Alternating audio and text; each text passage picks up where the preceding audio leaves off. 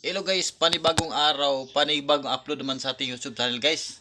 Ito meron tayong binubuo na guys, bagong saranggula guys.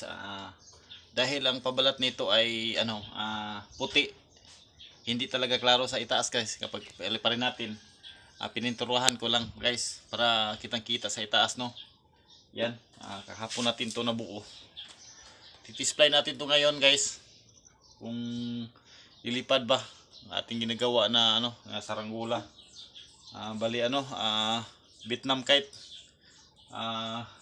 Parang kulay black yung yung pintura niya. Pinupunturahan natin. Try natin to paliparin.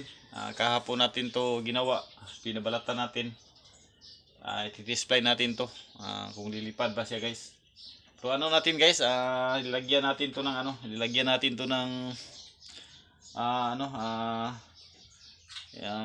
linaduhan natin kasi sa bandang baba lang pag gano'n natin i-display natin na hindi palilipad. Pag gano'n natin mayroon na siyang banda diyan nga killing sa may kung kaliwa yung killing niya. Pag ganito pag makaharap ka, kanan yung niya, kanan yung killing niya.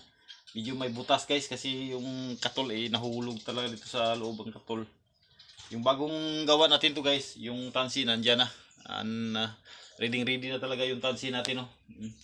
Ito bago lang tayo mag-upload naman tayo ulit guys ng sa ating YouTube channel kasi mayroong nagre-request talaga. Salamat po sa ating 2,000 subscriber no. Sa ating YouTube channel. Maraming salamat po kahit na wala na tayong ina-upload.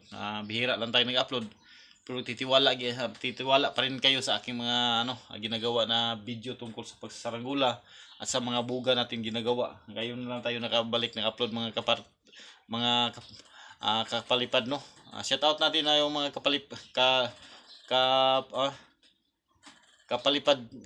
kalipad channel. Shout out natin yung mga kaibigan natin nagsasaranggula. May sa nagsusupport sa ating YouTube channel. Maraming salamat din yung mga baguhan diyan. Yung ginagawa natin. Hindi lang to kalakihan mga guys no. Ito talaga yung ganito kalaki guys. Itong ganito kalaki na saranggula.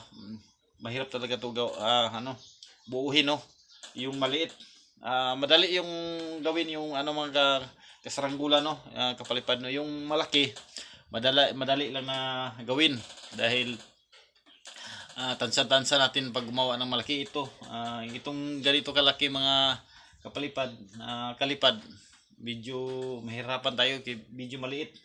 Medyo lang.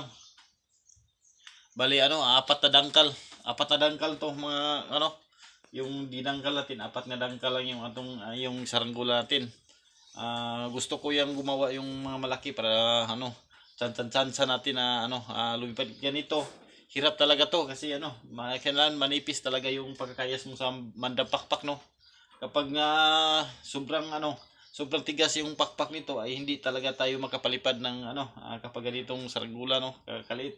Kapag sobrang tigas yung pakpak na dapat malambot talaga. Kahit anong saranggula mga kapalipad no. Kailangan talaga yung malambot na pakpak. Yung ginagamit natin na tansi ay 40 lang yung ginagamit natin yung tansi. 40 lang yung ginagamit natin no. Yan, yung ginagamit natin talaga.